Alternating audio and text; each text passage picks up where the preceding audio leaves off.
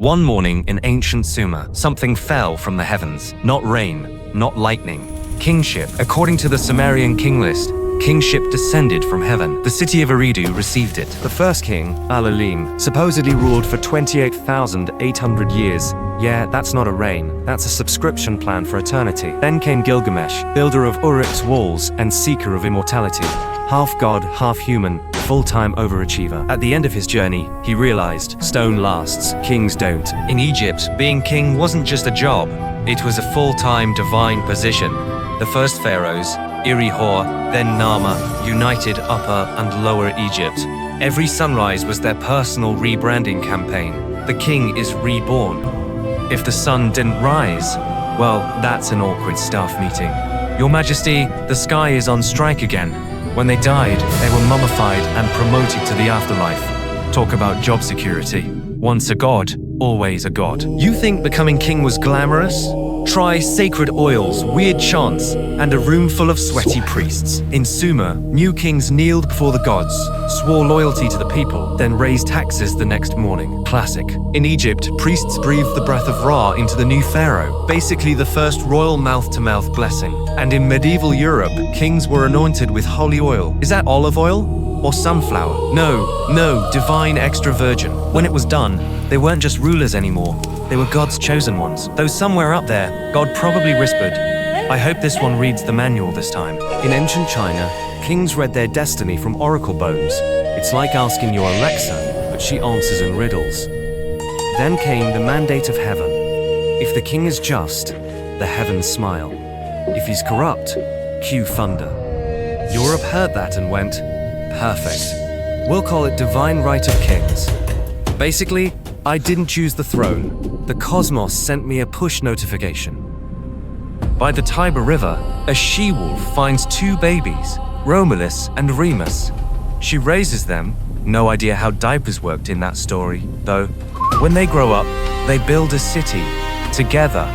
Until, of course, brotherly love takes a dark turn. Romulus kills Remus and declares himself the first king of Rome. Because nothing says family bonding like founding an empire through fratricide. Rome was born from blood, prophecy, and one very confused wolf Manny. Who said history was boring? It's basically a royal reality show, am I right? Take Cleopatra, smart, strategic, and deadly charming. People say she conquered with her beauty, but honestly, she just knew how to network. Then there's Nebuchadnezzar, who built the Hanging Gardens for his wife. Forget buying flowers, he built one of the 7 wonders. Medieval kings? Their love lives were a cross between Game of Thrones and a tax report. Alliances, betrayals, and babies named Edward II half. Was it love or politics? Both, and neither worked out. Or, the higher the throne, the harder the fall. Right? Emperor Nero? He burned Rome, played the lyre, and then called it performance art. Wild. And France's King Philip? Cursed. His entire bloodline met tragic ends. Can you believe it? And Scotland's Macbeth? Well, let's just say, karma had front row seats for that one. Every throne, it turns out, had a price. Everyone wants to be king, until the tax collectors show up. So true. In Scandinavia, kings didn't just claim power. Oh no, they claimed divine ancestry. The Yinglings, they said they came from Freya. The Shieldungs, they traced their bloodline to Odin. So yeah, their family tree was basically the Norse version of Marvel's Avengers, you know? Odin, he traded his eye for wisdom. Modern kings would have just paid a consultant, am I right? Arthur, right? He pulled Excalibur from the stone, totally changed history. He formed the Round Table, the original team meeting, no spit sheets needed.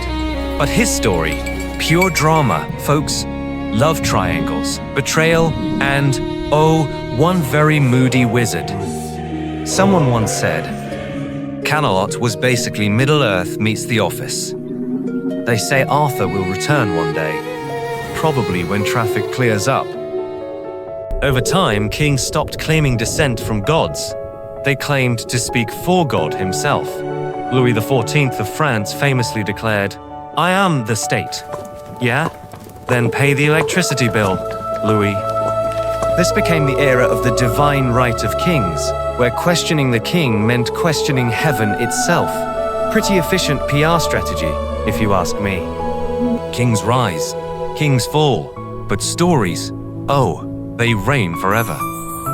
From Gilgamesh's mighty walls, to Romulus's Rome, to Arthur's dream of Camelot, each one chased power, glory, and, yeah, immortality. And in the end, only one of them truly lasted: the myth itself. Maybe, just maybe, the oldest kingdom of all is the one inside us, the kingdom of imagination.